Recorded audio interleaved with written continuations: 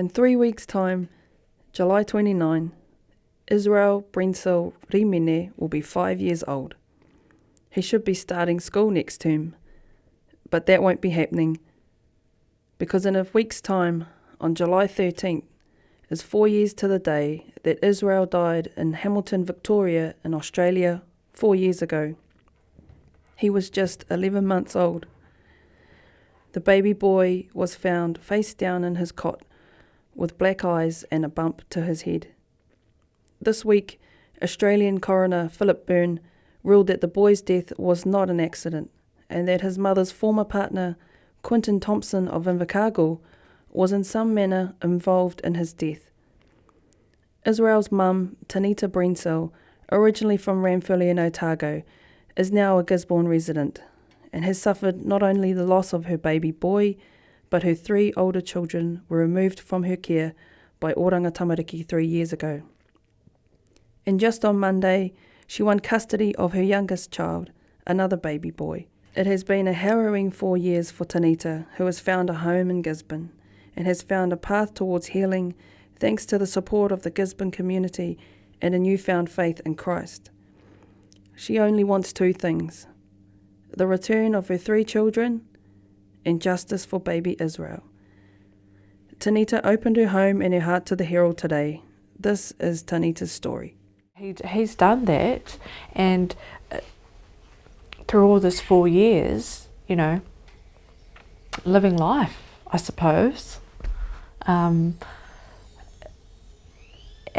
me and my children have suffered. And I don't want my children to suffer anymore. I came to Gisborne because I pretty much had hit rock bottom. I had made some really bad choices due to like the grief, which I acknowledge now, but then I didn't see that at the time. I'm hoping that my other 3 children can just come here and we can just get on with our lives and have Gisborne as our home. And yeah. Where are your big kids? They're in Woodville, yeah. So are they with whānau or?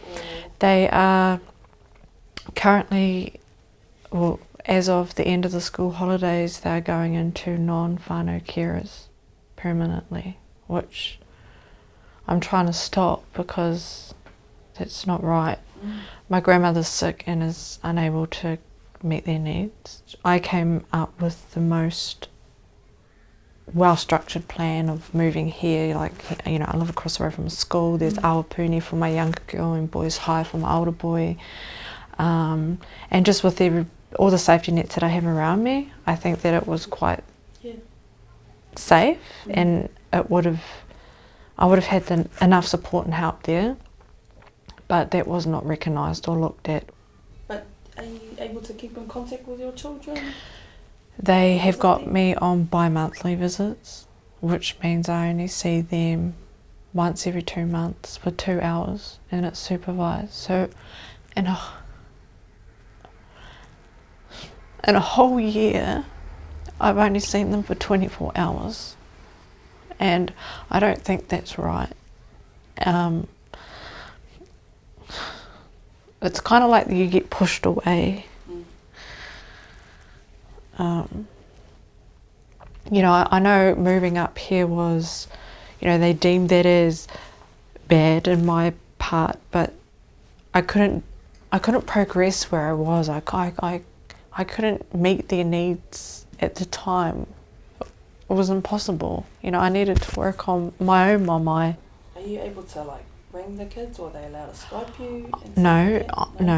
I'm only allowed to ring them once a month. So the month I don't visit, the month I call. Well, I guess with you saying to us that, you know, you have that limited time of you know, what you can say and I know. to your kids, here's an opportunity. What do you want to say to your kids? that I love them, that I always have and always will. You can tell them and me.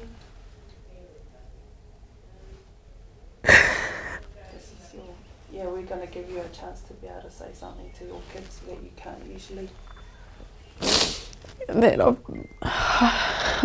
I'm trying, I keep trying. It's a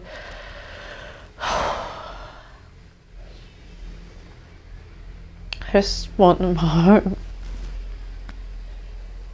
Yeah, that I have never stopped trying. And yeah, that I love them, and that I just hope that they're okay, and that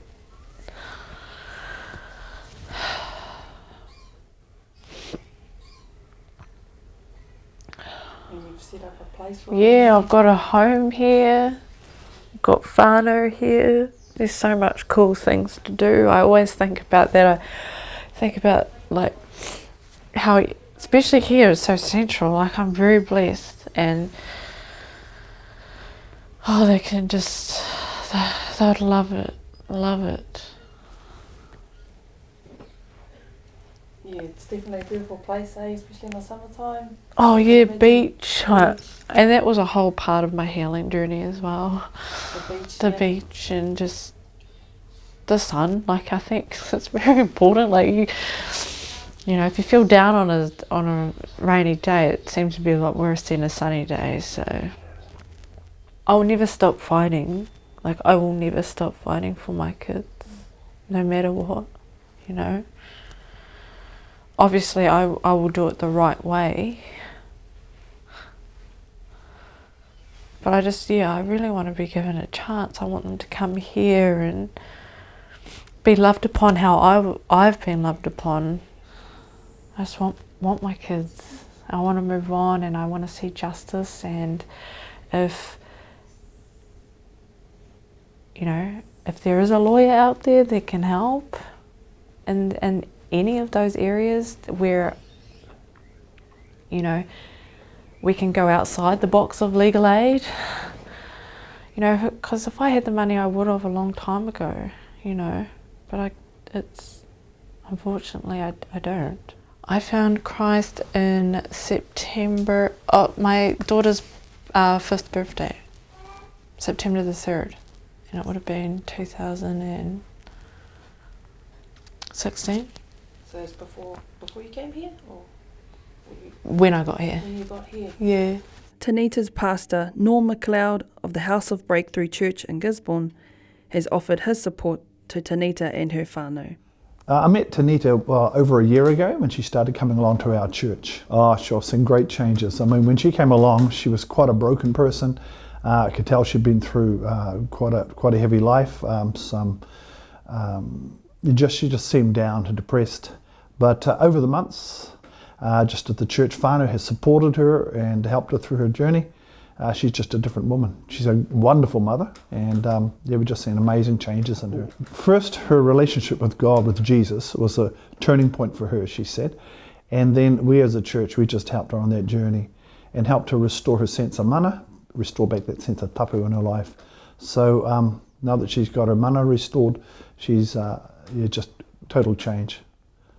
So you think the move to Gisborne was a good one? It was the best move she could have made, for sure.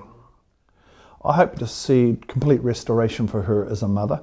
I mean, she's a great mum with her baby that she has now, and she's just a very clean, very tidy housekeeper, and she's just a good girl, and she just needs a chance to restore things back in her life, and so that's what I hope to see, total restoration for her. She's got a generous heart. She's part of our church outreach team, and we help give clothing and food to our community. She's on the team, and she's always willing to help out. Whenever there's a need, she's willing to help out. She's just a good girl. Because she's walked that path, she knows that she can help other, especially young women who have gone through a similar path, similar road. So she knows that the pain she's been through, she's learnt how to use them as stumbling blocks, as stepping stones. And instead of obstacles, she sees there are opportunities now for personal development, and she wants to sow that into other women.